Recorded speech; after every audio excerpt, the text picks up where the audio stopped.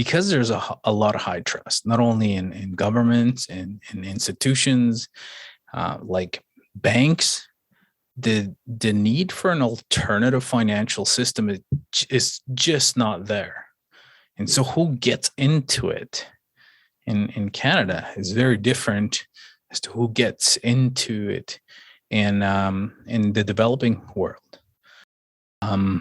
Libertarians, generally people who are at the cutting edge of experimenting with financial innovation, programmers, people who are into technology. It's not the same people that get into it in El Salvador and developing nations. Especially if you're shielding yourself from inflation, if you're shielding yourself from confiscation of money, like what happened in Lebanon, you want to shelter yourself, right? Welcome to Bitcoin Basics with your hosts Faris and Gordon. Visit bitcoinbasics.help if you need help buying and securing your Bitcoin. Join our Bitcoin Basics community in our new Telegram group at bitcoinbasics.help/telegram. No ads, no altcoins, shitcoins, no other nonsense, only Bitcoin information, education and discussion at bitcoinbasics.help/telegram. Good morning, or good afternoon, good evening, everyone. Welcome to another Bitcoin Basics podcast with your host, me, that's Gordon, and I have Faris as usual. Before we get started, let's do our proof recording. Today is the 19th of July, 2022. The current price of Bitcoin is $21,590. The current block height is 745,542. And my favorite stat, $1 equals 4,631 Satoshis, according to bitcoin.clarkmeter.com, if you have no idea what I was talking about. So we just had an amazing interview, Faris. Why don't you tell us about it? Yeah, so we interviewed Jaime, hope I'm pronouncing that correctly, Jaime Garcia. Yeah. He writes for Bitcoin Magazine. Very, very interesting because he was born and raised in El Salvador, and he relocated to Canada when he was 10 years old. And now with everything that's going on in El Salvador in the Bitcoin space, he's become this go-to guy where people overseas are asking him what's happening in El Salvador. So he's got a connection to El Salvador and living in Canada. So and obviously Bitcoin has been in the news for Canada and El Salvador. So it was interesting to get his viewpoint from that. A couple of weeks ago, we interviewed Nikki and James, who are boots on the ground living in El Salvador using the Lightning Network. So they kind of gave us a good micro perspective of what it's like every day using Bitcoin in El Salvador. With Jaime, it was really interesting because he is looking more at the macro perspective. How does this affect El Salvador, who still uses the US dollar as their nominal currency? How does this affect their relations with the IMF, the World Bank, the United States? So that was really, really cool to get that big macro perspective from him. Yeah, I think he's obviously El Salvadorian, so he's an insider, but currently living in Canada. So he's an insider looking from the outside, looking in sort of thing, if that makes sense. And I really appreciated his honesty and critical thinking. We always think that Bitcoin's going to save the world and save everything, but he had a very balanced and sort of practical viewpoint of what is actually happening, the good, the bad, and the ugly. So I appreciated his intellectual honesty on that. So without further ado, here's the interview. If you enjoyed this podcast, please subscribe, like, and share so we can find others like yourself. Hello, Jaime. Thank you very much for joining us today. And it's really an honor to have you on. I caught you on the Bitcoin Twitter Spaces, and just got in touch with you then. And just tell our audience a little bit about yourself. What is it you do and how you got into this space? Yeah. So Jaime Garcia, I'm Salvadorian, also Canadian. I'm based out of Canada, but do have a lot of family back in El Salvador. And really, my involvement is fairly recent. My dad actually is thinking of going back home and investing in a property to sort of retire and just take it easy.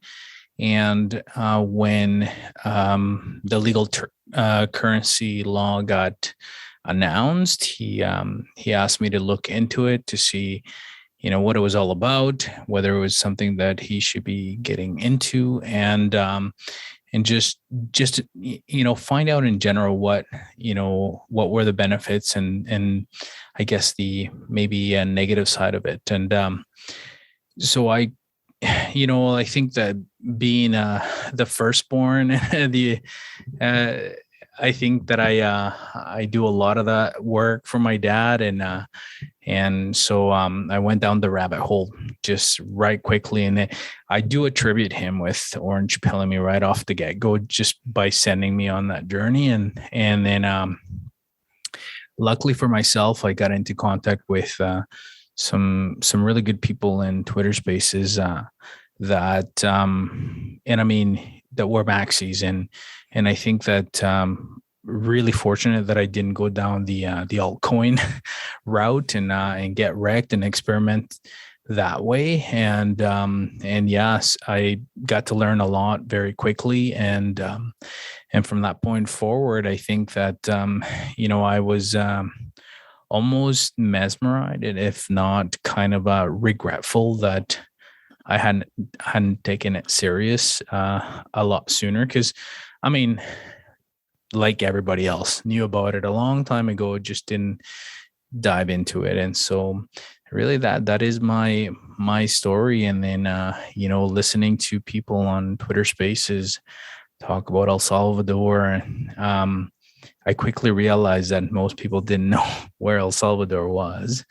And there's a lot of misinformation. There was a lot of wrong information. And I started to weigh in, and I became kind of like, I guess in my circle of friends, de facto expert on it. Just, being from there, going there, having family there, having a bit of a ground level knowledge of the country and the culture and the business environment there. I think that it allowed me to speak with some authority, and when there was discussions around El Salvador. So, So were you born and raised in El Salvador? yes, I was born there, and I left El Salvador when I was 11.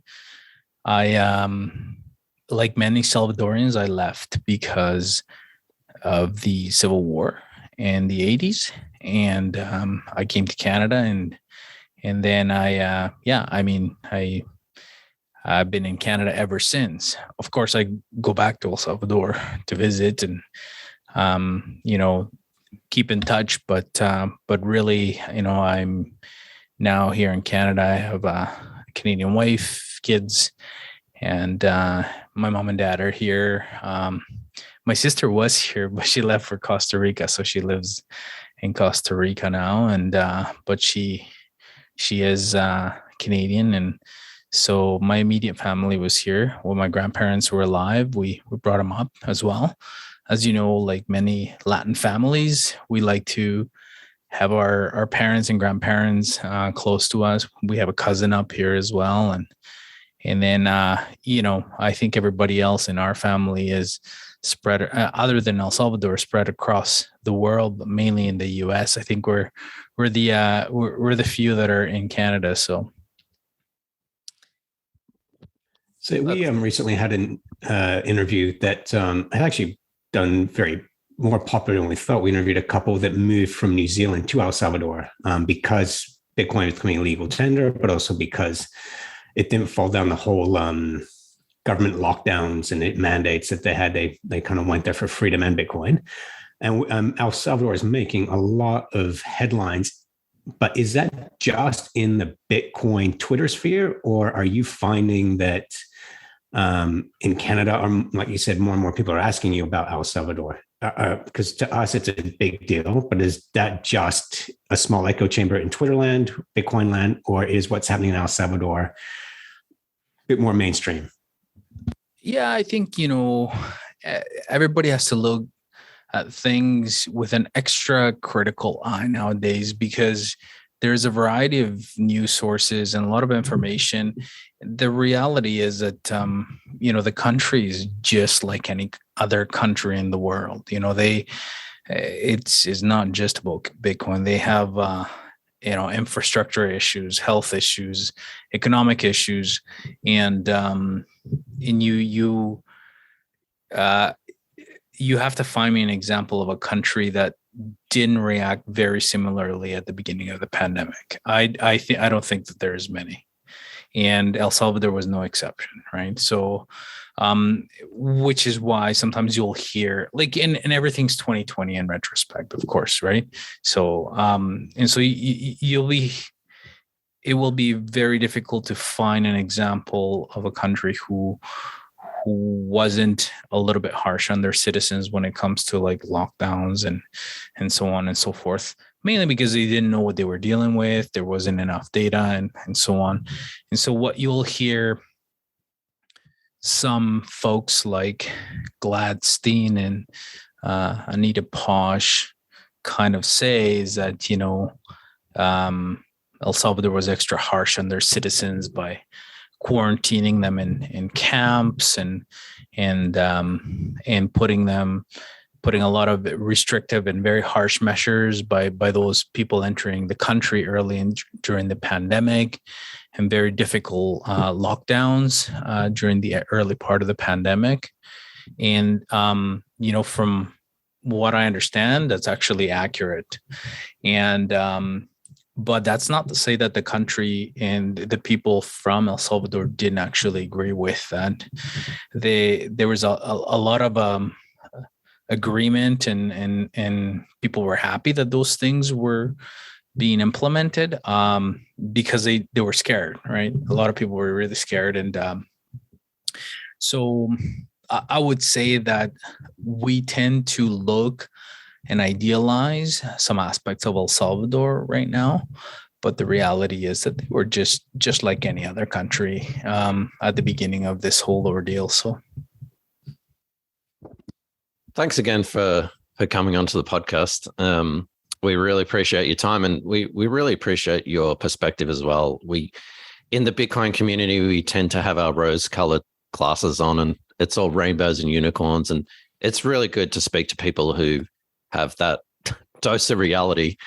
And comparing El Salvador to Canada, in terms of Bitcoin adoption, what would you see as the biggest difference? Well, I mean, like, there's several aspects to it. I would say that, here,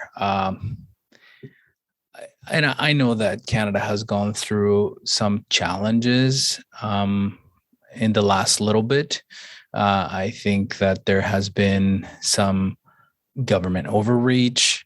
I think folks have generally tolerated that. And again, I'm not gonna be like super, I guess, towing the hard maxi line, but the reality is that whether people agree with it or not, Canada's a pretty safe country. Generally, the perspective of most Canadians is that the government is acting on their best interest. You're not seeing, in general, the police like randomly attacking people, and while there is some documented isolated incidents, there's a high trust in government, right? So when things happen, like the trucker rally back in Ottawa, people tend to kind of side and believe the narrative from the government, particularly because again, you don't see there's high trust in the government. People aren't really looking at the deeper issues as to why, the economy is the way that it is, why, central banks work the way that they work, and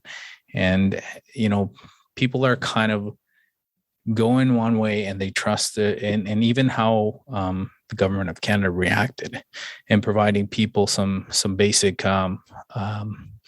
money for basic expenses. And generally people view that with a lot of positive views. That's in general, people feel like that is a good thing, and that's why governments that's what governments are supposed to do. When people aren't able to work, then they get them some money, and then they're able to buy their necessities, right? So there's a lot of high trust, right? And so because there's a lot of high trust, not only in governments and in institutions like banks, the need for an alternative financial system is just not there. And so who gets into it in Canada is very different as to who gets into it in the developing world. People who get into it in Canada historically, and Canada has an amazing cast of like OGs, like NVK, you got BTC sessions. I mean, it's generally people who are into technology, generally people who are libertarians, generally people who are at the cutting edge of experimenting with financial innovation, programmers, people who are into technology. It's not the same people that get into it in El Salvador and developing nations. Especially if you're shielding yourself from inflation, if you're shielding yourself from confiscation of money, like what happened in Lebanon, you want to shelter yourself, right? And so I would start by saying that's the main difference, and but at the same time, if I was to walk down the street here, just outside of the building where I'm at, and ask a random person if they've heard of it, maybe they have, maybe they haven't. It's like a 50-50 chance. And if they have, and you ask them if they want some, they'll be distrustful because the story that they've heard is probably one about being illegal or something like that. I actually went to change the oil in my vehicle over the weekend, and I asked the young guy there, it's like, hey, do you have a Bitcoin wallet? I want to tip you in Bitcoin. And he's like, no, I don't. I'm like, well, why don't you download one? And I said, download Moon, and it's pretty easy. And he's like, no, thank you. He said, well, I'll give you $20 worth of Bitcoin. And then he's like, no, it's okay. I'll look into it. It's okay. That's really good. You should definitely look into it. And, but then if I think about in El Salvador, they'll probably do the same thing, right? It's like, do you have dollars? But if you really, but if you're like, no, I'll give you Bitcoin, they'll probably accept the Bitcoin because they have the means of like exchanging it and converting to dollars very easily. Whereas here, the onboarding curve is a little bit more steeper now, right? Like a year ago, maybe it would have been different, but now that we're like 10 months in, things are changing in El Salvador. And but yeah. So just on that point of onboarding, like the tech is obviously available in Canada for people to onboard. They do have the wallets, the apps, the ability. It's more an educational or misconception of what Bitcoin is. Is that right? I would say so, yeah. And again, I would say that because there's no actual financial need, urgent need. People are aware, but they just don't make the effort. Yeah, countries that adopted Bitcoin are the ones where, there was no credibility in their sovereign currency, especially due to hyperinflation. But with what you mentioned, the truckers convoy. And you also mentioned funds that can be obfuscated by the government. Now, isn't that what happened, though? Didn't the Canadian government cancel the GoFundMe contributions and basically said retroactively anyone who funded those truckers was, I'm trying to remember this correctly, was actually violating the anti-money laundering laws, and it was essentially an act of financial terrorism? I'm not quite certain that that was the wording, but that my understanding is that we're very close to that, especially the folks that were an integral part of organizing that. Again, I don't have an insider knowledge on that, but that is my understanding, and so rather than opining on that specific bit, I can tell you this much. I can tell you people in my circle of friends who usually tend to be social democrats or liberals, and definitely some conservatives who said, this is not right, who were probably otherwise very supportive of like Justin Trudeau and the Liberal government, and who really were turned off by what they felt was an overreach. And I would say that, at the height of the pandemic, when, some of these things were happening, there was no need to implement an Emergencies Act. It took this one incident, and people are just sort of puzzled by it. It's like, is it really that bad, or is it something that we don't know that's happening? And even the conservatives after, where they held some hearings, or sorry, the government held some hearings, and the conservatives in committee, and these hearings were questioning the government. The government was never able to produce like conclusive evidence. Now, I'm not opining on this as some expert, but just as some like Joe Schmo, common average dude, and I'm like, yeah, I'm not sure I'm buying this whole piece. And so I think what the whole thing created was a mistrust in our financial system, to the point where there was never any. And I think that if you were to think about Canada as, before that incident, as being one of the friendliest places to invest in and put your money in, I think we had like a number of spot ETFs already approved, as well as, even like altcoin ETFs, and pretty readily available exchanges where people could invest in.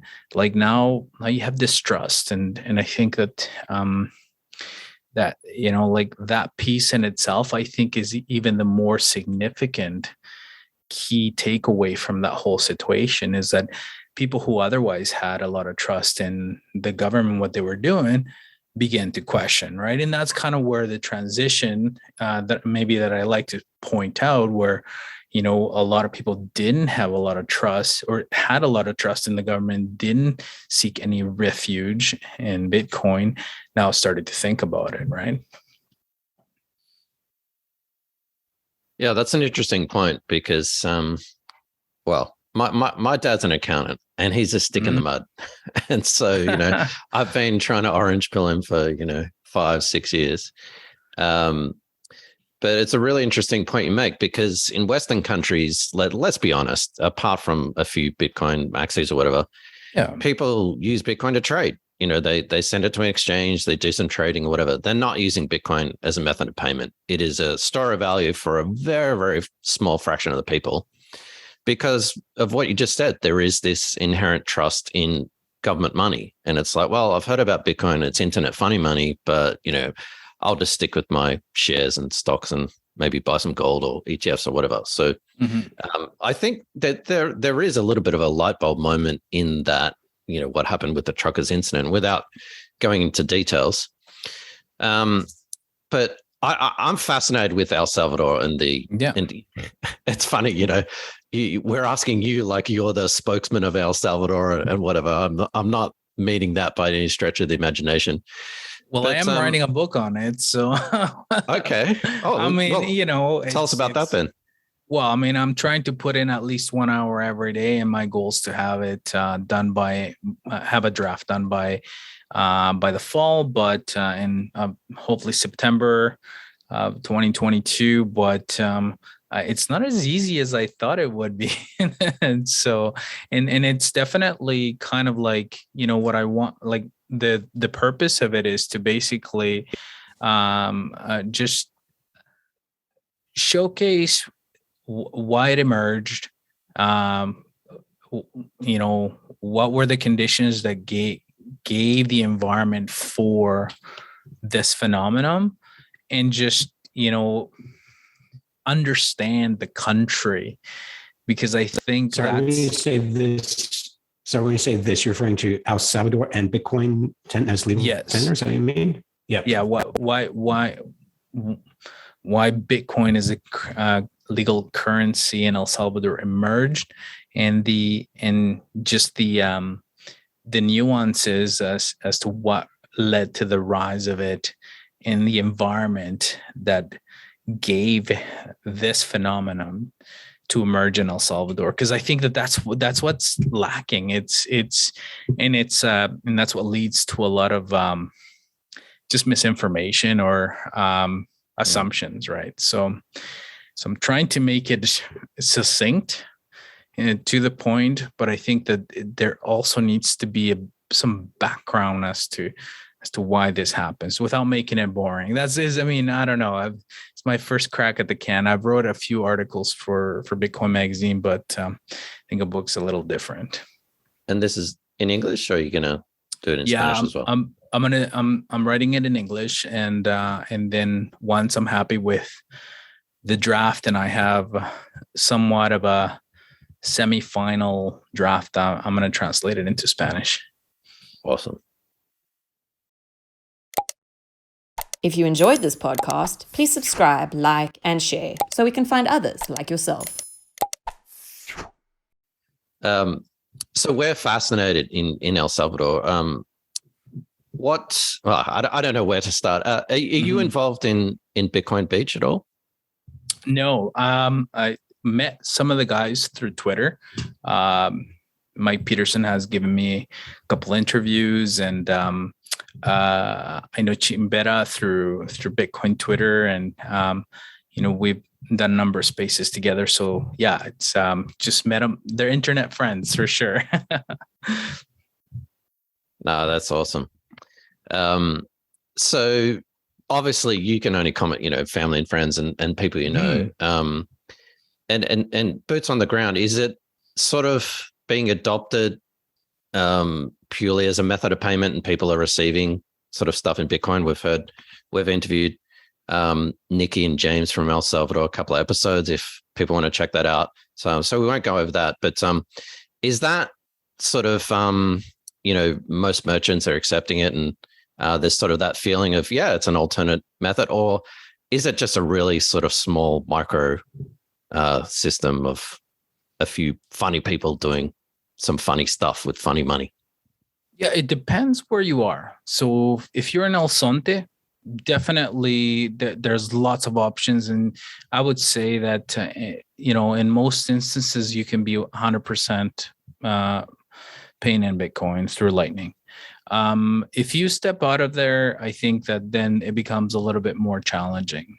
In certain areas in San Salvador, there's definitely if you want to go to Starbucks and McDonald's, Walmart, Super Selectos, which is a grocery store, you're not going to have any problems, and you'll be paying Bitcoin, and it'll be good. Pizza Hut, Pollo Campero, which is a really it's like our Kentucky Fried Chicken in El Salvador.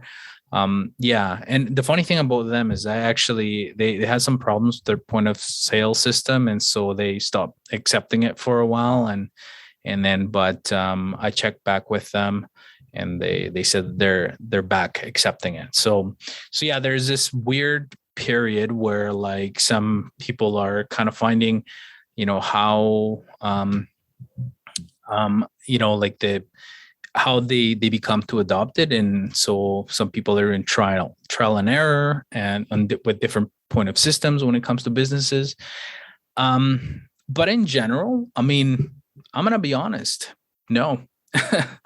and and that's because I think that to really understand why this was brought upon the country is it's not because there was a huge necessity by its population to use it, but I actually didn't think that I fully understood this until I saw an interview by this political analyst. His name is Dagoberto Gutierrez, and he's a really, really smart person, and he gets on Salvadorian radio as well as television, generally very supportive of Nayib Bukele. But sometimes he does criticize him, but he's a very well respected man. And so he got on the radio, and not very government or Nayib Bukele friendly radio. Most media isn't, by the way, because most media is owned by the opposition, and they don't really like him, so they do a lot of activity to try to discredit him. And so they try to get Dagoberto into a bit of a gotcha moment. He's an older gentleman, and so they asked him, so, did you download Chivo? Are you using Bitcoin? He's like, no, I'm an old guy. This is not something that I'm really good at. And, so you're not using it then. And he's like, no, I'm not. And then it's like, well, but, we hear that people aren't using it. And I'm like, I'm not using it. Nobody we know is using it. And he said, oh, well, see, that's inconsequential. See, to think that by using Bitcoin, that was the purpose why it was brought in, is to not understand at all why this is being implemented. This is game theory. This is a first mover advantage. And this is not for today. This is for the future. What you're seeing is the decline of a dollar hegemony. And what El Salvador is doing is it's safeguarding itself against that decline. So this is not something that's going to bear fruits today. This is something that's going to bear fruits into the future. And so I was like, okay, right. First, we got to be patient. Okay. This is going to take some time. The other thing is that the reasons why we thought that this was being implemented are not really the reasons at all. This is a low time preference move. This is a low time preference action. This is not for us. This is for our children and our grandchildren. And that's kind of what we have to understand. And so, most Bitcoiners are impatient with it. The media is impatient with it. Detractors are impatient with it. Promoters are impatient with it. The people in El Salvador are impatient with it, mostly because certain key sectors want it to fail and others are unaware. Like, I have an auntie that's like, she's old. She could care less. She's like, yeah, I've heard of it. I mean, what am I going to do? I'm not going to go download an app that I don't understand. But there's somebody turning 18 years old every day in El Salvador. That's when they are entitled to download the Chivo app. Now, I don't want to sound like I'm simping for Chivo because, I have some concerns with it, but. Sorry to interrupt you. Yeah. Because a lot of our listeners probably don't know what that is. Could you explain what that is? So Chivo is the government wallet. Chivo is the government wallet, and it's obviously a centralized wallet that accepts Bitcoin, but also has the ability to auto convert Bitcoin into USD. Now, the wallet by law is required to be available for every citizen in the country because as the Bitcoin law is written, the government is to provide the auto conversion feature. Now, the private sector can provide an auto conversion solution, but they're free to do. Strike does that, I believe Bitcoin Beach is working on their own solution. Points of sale systems do that as well. Like OpenNode does that. Ibex Mercado does it. I think there's another company that just started theirs. Oh, I can't remember what their name is. Hopefully I remember and I can say it, because I'm not trying to pick favorites here. I'm not shilling for anybody, but the private sector can do this auto conversion feature, right? But some of them cost money, obviously. Strike doesn't, but definitely Chivo does not, and it's obligated by law for the government to use it. And so then, but obviously, it's, from a Bitcoin ethos perspective, it's a centralized solution. So it goes kind of against all of the things why people get into Bitcoin and why they hodl it, why it inspires them to get into it. But for most Salvadorans who just want to transact in it, it provides a good solution if they don't want to actually expose themselves to the volatility of the markets, and so they can accept Bitcoin at an agreed USD price. And then the app has a fund that basically accepts the agreed upon price on Bitcoin and auto converts them into USD. And so the wallet holds USD as well as Bitcoin in it. And so is that kind of a good summary? Yeah, absolutely. Okay. I mean, a lot of the stuff, the devil's in the details, and especially with wallets. Can you withdraw Bitcoin from the Chivo app? Yeah, so you can actually withdraw Bitcoin from the Chivo app to another wallet, like on chain or on Lightning. Those features, like especially the Lightning, weren't working like super well, and like amounts larger than like 1,000 were at one point being blocked. They didn't even make it into the mempool, it seemed, and it just kind of like it stayed in the ecosystem, and they didn't sort of leave to go to the mempool, so you couldn't even see, the transaction on chain. But I believe all those, they've changed providers to Alpha Point, and I think that a lot of those issues are being resolved. Last time I checked, most of them were resolved, but of course you get outliers, and people have problems here or there. Sometimes it's user error, sometimes there's legit issues with the app. But essentially you can withdraw Bitcoin to another wallet, as well as you can withdraw USD to ATMs, and it gives you cash. And the entire system for Salvadorans using Chivo, there's no fees. So that's the other feature that or benefit that the Chivo wallet through the government provides, right? So yeah, I mean,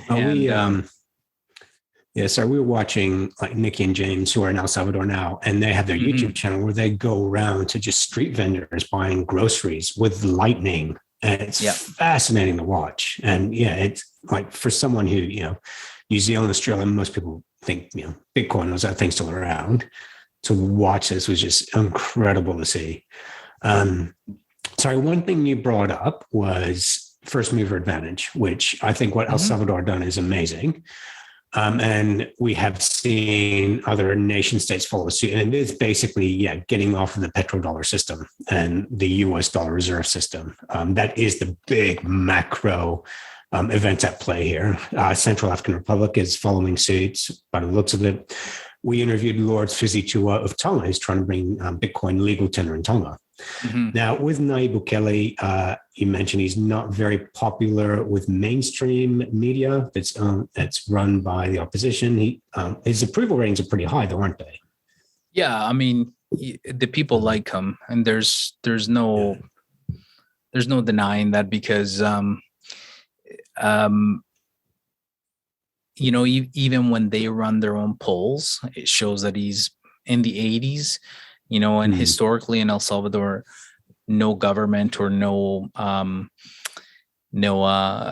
president has ever polled that high. So And given that he does Yeah. not control the media, it's hard to say that he's actually making this thing up. There is a state Right. paper and a state channel, but that's it. It's 1 to like 20. So I suppose my query / concern is the first movers. They're the ones that end up with the arrows in the back. They set they're the trailblazers. They set it for the pioneers. He is, pissing off the IMF and the World Bank. It's something I actually discussed with Laura Fujitsu, and he said, we actually asked him this is, are you concerned by moving the Bitcoin and off of the Bretton Woods institutions that it's going to somehow hurt you? And he goes, they haven't done anything for us anyways. So from, looking as an outsider looking in, President is Nayib Bukele is obviously, pissing off the World Bank, the IMF, the American dollar system. Like, how fragile is it that this whole Bitcoin tender is resting on his shoulders only? Like, if he's not around anymore, what's going to happen to the Bitcoin ecosystem there? Does it die with him if he's no longer around, or is there enough of a groundswell to keep it going? Yeah, and and I think that the first mover advantage also has the first mover disadvantage, right? If I believe I watched a Bitcoin documentary, and I think the filmmaker actually made an analogy that was something like, if you think of it in military terms, somebody's got to go around the corner and take the first shot, and they risk themselves getting shot, right? And then this, the second person's got to go, and then the third person. But if these first people don't go through it and they don't start taking the shots, then the rest can't go through, right? And in a way, I think that's kind of like where El Salvador's at. I mean, and I had said in the past is that we're taking it on the chin for the rest of the world, and proudly. But at the same time, I think that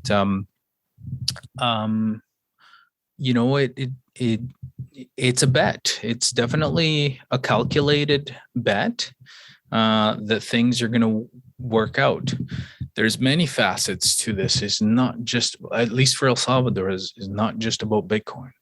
It's a move to provide the country with a stable economy where we can have foreign investment come into the country, which has happened. I saw reports last month that in the first time in 61 years where private investment has, increased that much, right?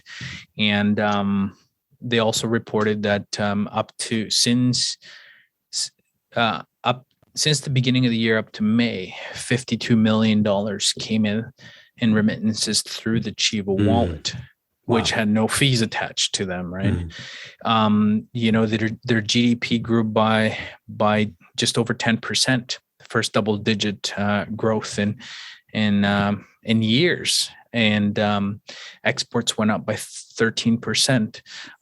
Tourism, since Bitcoin got announced, went up by 30%. But the number one issue still is safety. Right. And so they still need to deal with them. So yeah, first mover advantage and also first mover disadvantage. And also, the fact that Bukele needs a team to execute on this. He is one man, and this does not happen if he doesn't have capable people looking after it. There's probably some, and of course the mainstream media is not interested in giving anybody else any coverage, because then the narrative about him being a dictator doesn't play all that well either, right?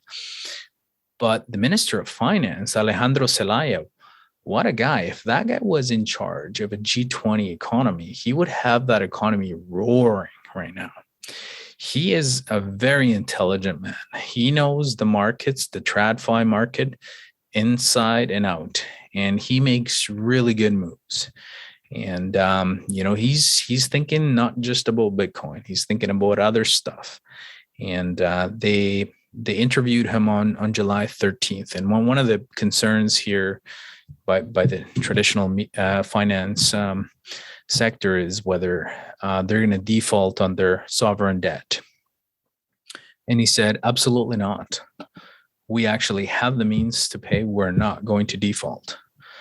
And the thing is that, a few days before that, Bukele said, I hope they apologize when we meet our obligations and then some, because right now they're kind of like singing all this doom and gloom song. And, and when that doesn't happen, they'll forget that they said it.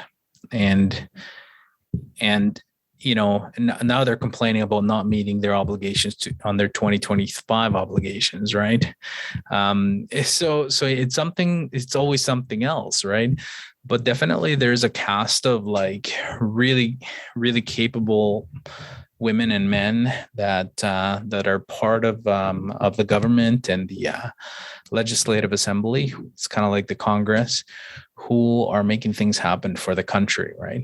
I mean, this cast of folks are tired of like El Salvador being in the news for the wrong things. They realize that we've had such a brain drain of amazing people leave the country, and they want to attract them. They want their best people to remain in El Salvador and to make sure that they become valuable assets for the country rather than for Canada or the US or Europe, right? I'm really looking forward to your book coming out, Jaime. It's the Bitcoin origin story in El Salvador. Just sounds fascinating. Yeah. It's very encouraging. It's very encouraging to hear that as well, because I think a lot of Bitcoiners, we sort of think, it's going to solve everything. We put Bitcoin in the country, everyone starts to use it. In a couple of years, it's, rainbows and unicorns, but that's not the case, of course. I just going back a little bit to remittances, and this is one of the major sort of use cases. It sounds like people are using Bitcoin for remittances, or are they? Are they still using Western Union's 40 or 30% fees or whatever it is? Yeah, like, I mean, even in my family, I asked my mom, are you using Chivo to send auntie or whoever, money? They're like, no. I'm like, why not? Oh, they don't want to. So you're using like Western Union? Yes, she said, but the fees have gone down. So you see, like, that's the story. That's the story right there. If you think about, nobody's using Bitcoin, then yeah, there's no story. It's a terrible story. It's failing. What a terrible experiment. But if you think about the rippling effects, the banks and these third parties that administer these transfers have now competition, and they've had to adjust to that competition. So even though people aren't using Bitcoin, they're benefiting from the introduction of Bitcoin. Their fees are lower. Now they don't have a monopoly on this anymore. You see, and those are the benefits that are not being told. Okay. Here's the other thing. A lot of people aren't using Chivo. They're using Strike. I think Bitrefill actually has their proprietary information about how many people are using Bitrefill. And hopefully they share them at some point. I've seen them share them in some sessions that they hold in the Adopting Bitcoin conference. And I think Bitcoin 2022, they had some slides, I think, or maybe, I don't know. You'll have to verify that one and not trust me. But what they showed is that, there was, although Chivo was like number one, there's other wallets being used in order to buy some of these gift cards, right? Not only that, like, for example, I can buy some Bitcoin right now and go to my cousin's to bit refill and pay for my cousin's electricity bill or his cell phone bill directly from it. That doesn't actually make it in as a remittance, but it's, like if they were using that money to buy that, I could just pay it myself from here. Sorry, so you can pay a utility bill in El Salvador using Bitcoin. Yep. So Ferris, say you live in El Salvador and you need a little bit of help, and you're like, I can't make ends meet this year, and you have a mortgage, and here's my mortgage number, and you give it to me and Gordon, and we get together and we buy some Bitcoin, and then we pay your mortgage payment on the account number that you give me through Bit Refill. Wow, done. Wow, that's awesome. Yeah. Done. You can look, go to Bit Refill right now, go to the El Salvador section. They'll show you all the utilities and services that you can pay for. You can pay for water, electricity, cell phone, land phone. You can pay for, there's a housing lender, the state housing lender, that low-income people or people who are first just starting with their homes get mortgages from. They're on there as well. There is health insurance in there as well. So all of these services that people usually need those remittances to be paid for are on Bit Refill, and people can pay for them directly without even sending the money. Amazing. So that's something that caught me by surprise. Was there is actually a large amount of El Salvador's GDP that is reliant on remittances. As much as 23% last time I checked. Yeah. Wow. So. Wow. So you have to dig deeper in the story, because obviously, there was an alternative study that showed, and it was a survey study. So they randomly chose people and they said, look, are you using this? Are you using Chivo? Are you using this wallet? Are you using that? It showed that only 3% out of the randomly picked people that they did for the study. It's a survey, right? But it's a survey, which is, I'm not actually sure what the methodology was. So, not sure if it was really representative of the population or if it was a specific sample. And but when you look at operational data, hard data, not opinion-based data, then it begins to tell a different story, right? So how much of El Salvador's Bitcoin adoption is necessity, ideology versus just practical, I want to save money on fees? Well, I mean, the reality is that the remittance story wasn't really one of the main objectives of Bitcoin. I was actually Mackenzie Sigelos from CNBC interviewed me a while back on it and how it happened, because I had made one of those first remittance payments on Bitcoin and compared it to the traditional Western Union, right, system. And so, but up until then, remittance wasn't one of the main purposes for the Bitcoin law and Bitcoin adoption in El Salvador. And as a matter of fact, I wrote an article on this on Bitcoin Magazine, and it there's really three purposes of the law. The first one is that any law has to be for the benefit of most Salvadorians, and so that they could grow and attain wealth, right?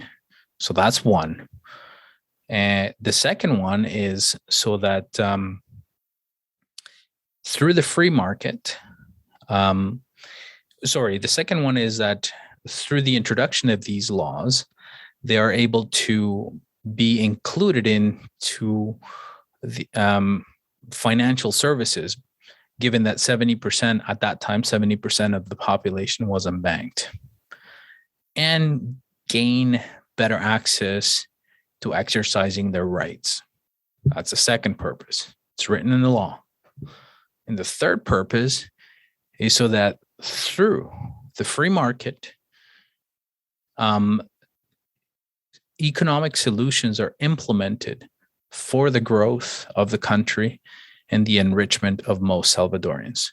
Three things, very clear, nowhere in there, and not even in the points afterwards does it mention remittances. So remittances are a bit of a red herring in this whole thing that not only, traditional media and the mainstream media and traditional finance has hung on to, but also Bitcoiners alike and supporters of it. And so when they don't see, a huge success story right away, they feel like it's a failure.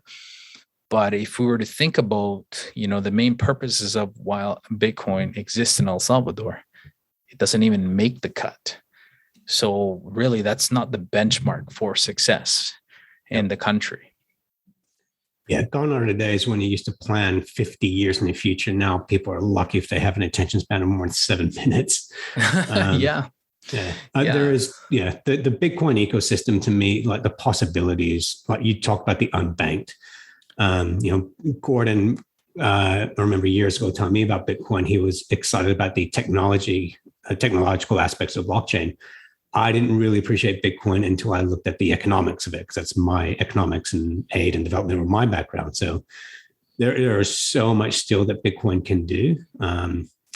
So it's exciting to talk to people like you when you're insightful with what's going on. So are you making plans to relocate to El Salvador? Are you happy where you are? How has this affected you personally?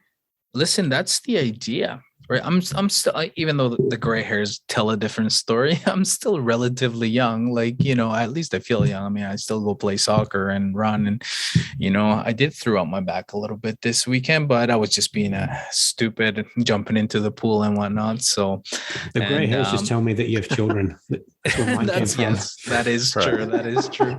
So, I mean, but that's the idea. I remember when my wife and I were younger, and we were just blue skying, and it's like, oh, wouldn't it be nice that, like, down the road when we retire, we maybe find a beach home in Costa Rica and retire there. And then I remember my wife sort of like backtrack a little bit. Why not El Salvador? I mean, like, you're from there, and like, and I said, no, it's too dangerous. It's things aren't right there, and I don't know if they'll ever be. And then she's like, really? Oh, okay. And then we sort of went back to Costa Rica. But now, over the last year, I think we're changing our kind of like our story, right? A little bit about what we're aiming for, because now maybe it's a possibility. And I think if this wasn't happening, I'm not sure it would be a possibility. Like, I think that it's making the country look very hard at what kind of country it wants to be. Crime is definitely a thing that holds it back. So it's trying very, very hard to deal with it. And this is at the expense of many people criticizing it because of human rights violation accusations and so on. Look, it's not going to be easy. It was a very difficult situation, even a year ago. It's going to be continuing to be difficult, but it's something that needs to happen. Otherwise, who wants to go and invest in a country that is unsafe, right? And I think that that's kind of like, again, if we think about what, those three main purposes of the law, to have the free markets enrich the country through, and who wants to invest in a country that is not safe? So we have to provide an environment that is safe for investors. And it's going to be difficult getting there, but I think that, hopefully it gets there. And Gordon, I just want to maybe touch back on something that you had asked earlier. How much is practicality versus ideology? And I think that it's all practicality. And that's why it's sometimes difficult, because we may not like some of the methods that are being used, but they're practical. And we may not like that it takes a long time, but it's practical. If I'm sure they can hurry it along, but it may look good, but over the long term and practical. And I think it's definitely, I'm not a blind Bukele booster. I always want to see where the downfalls are. And he's made a few mistakes. But in general, I would say that he's doing a good job. There's proof of work there. He was mayor of a couple cities before, and he left them better than he found them. And that's why people trust them, right? So, well, we appreciate your candor and being honest, because sometimes it is easy to sort of fall into that trap of, rose-colored glasses. And we look forward to your book too. I'm fascinated.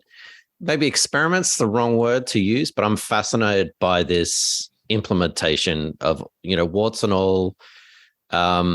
I expected some friction, some teething problems, not just technology, but from an adoption point of view. So I think it's absolutely fascinating. And I hope you get back to El Salvador. But in terms of the safety, has that changed in the last year or two since Bitcoin's become legal tender, or is that unrelated?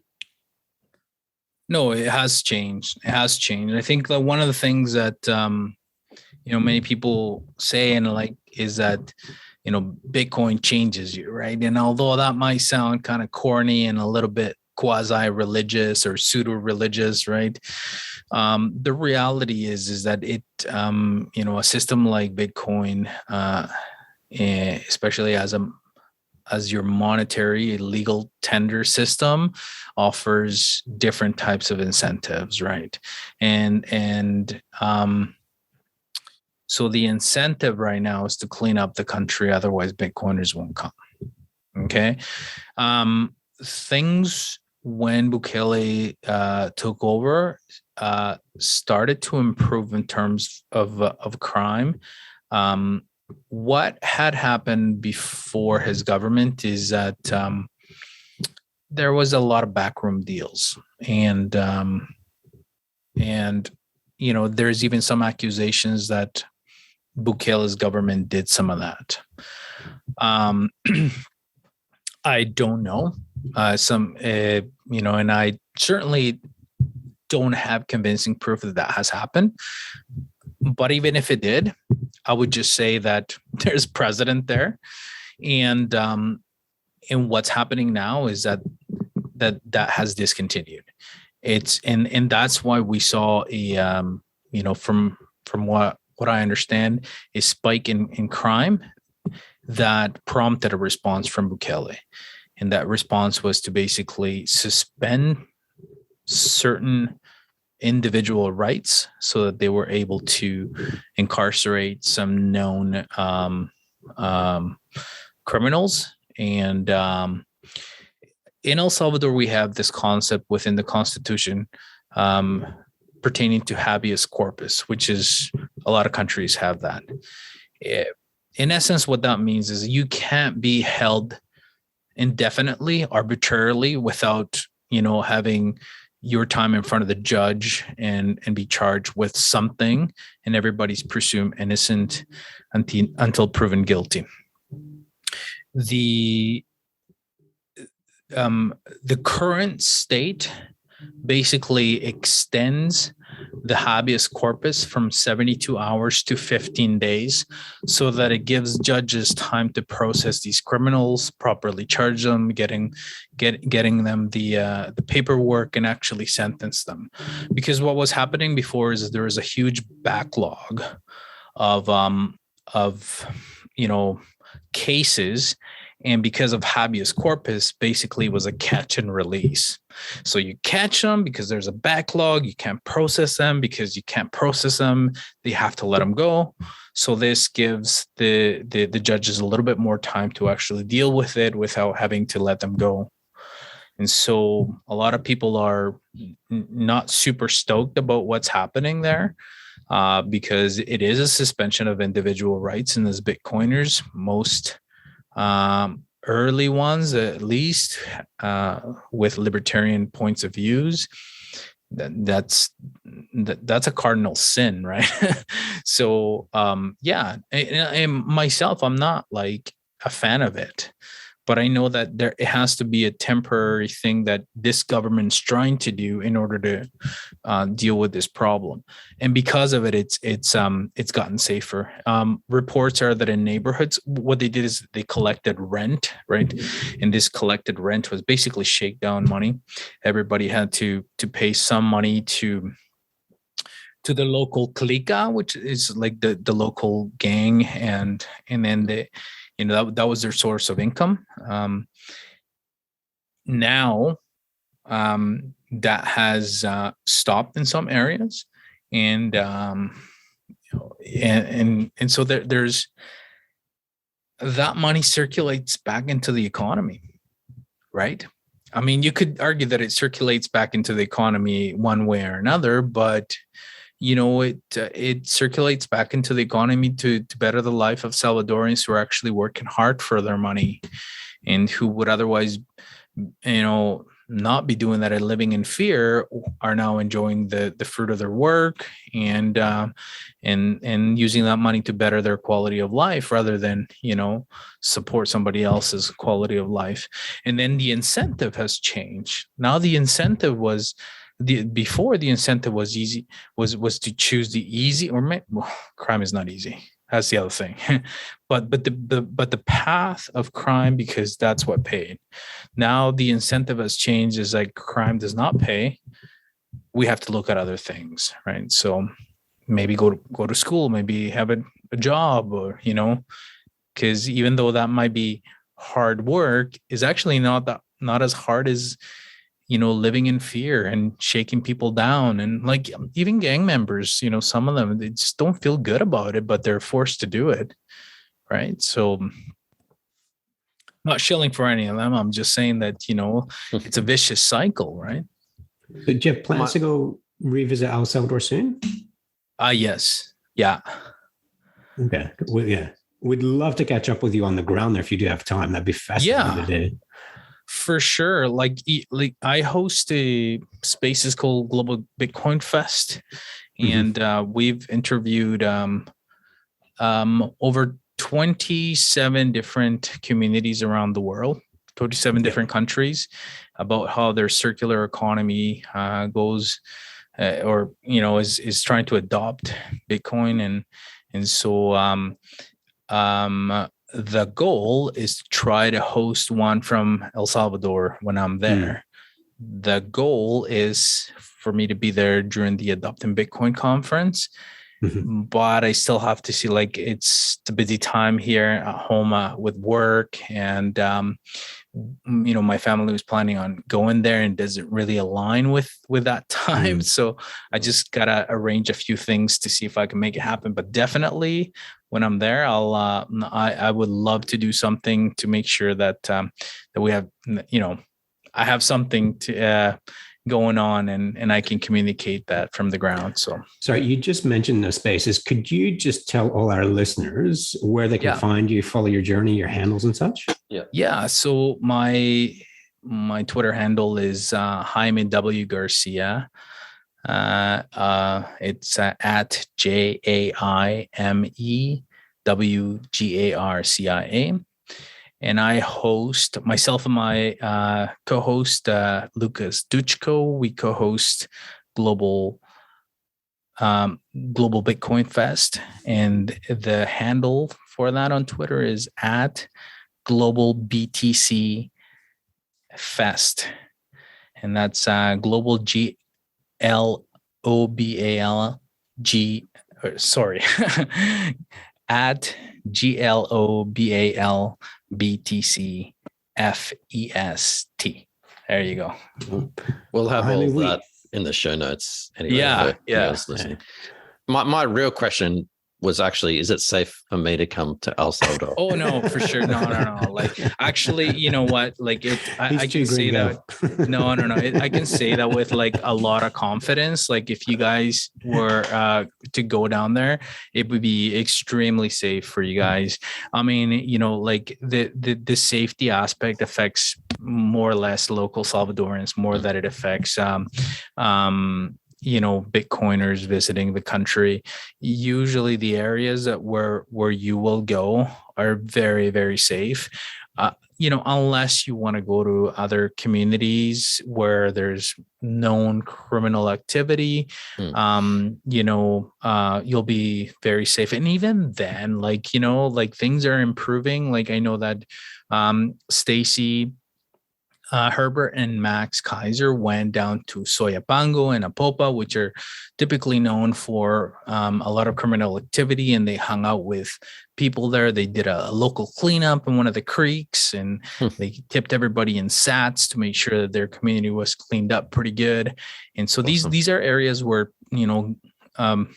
foreigners really don't go, and they're really scared, and they're becoming safe. And the community themselves are saying like, hey, look, if we get our act together, we can actually get some people through here and start something here. And so, and because I think that there's also a hunger from Bitcoiners and other tourists to actually hang out with the people and not themselves, right?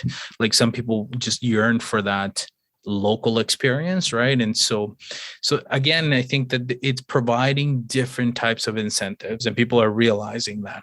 But again, we're 10 months in, we got to give it some time and see how it goes.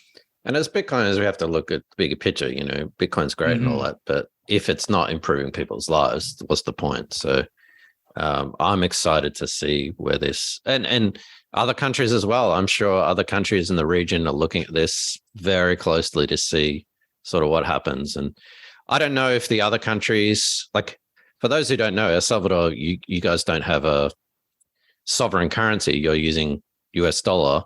Other countries in the region, I've been to South America, but I don't know about Central America. Do they have their own sovereign currencies as well?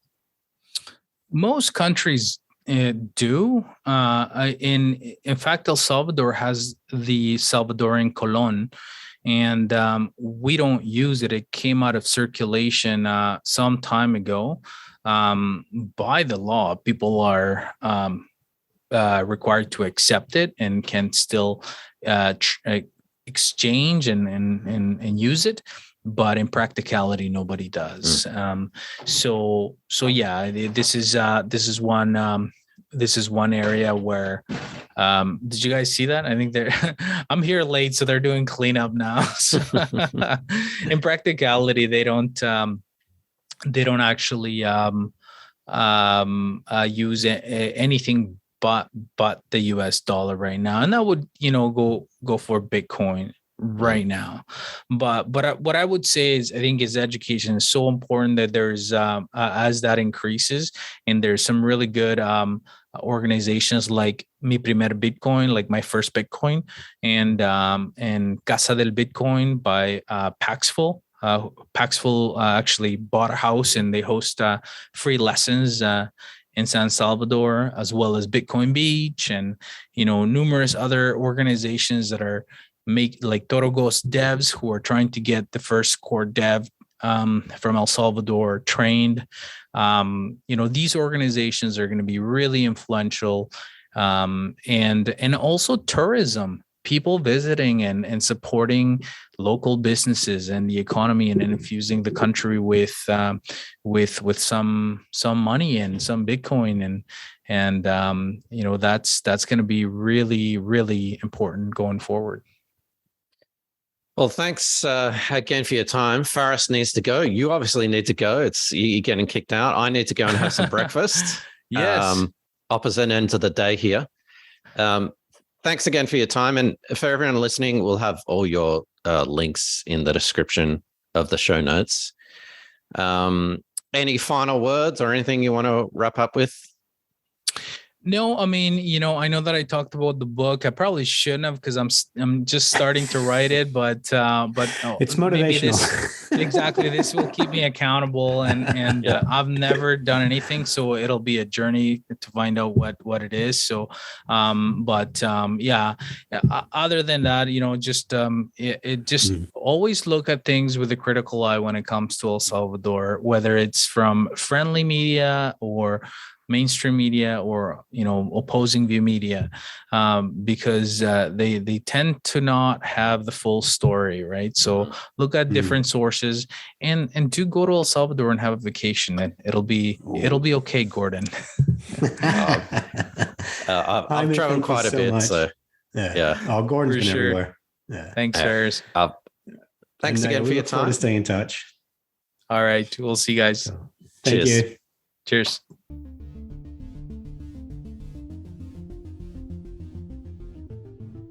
Thanks for watching or listening. If you enjoyed this podcast, please like, subscribe, and share so we can spread this educational content to others like yourself.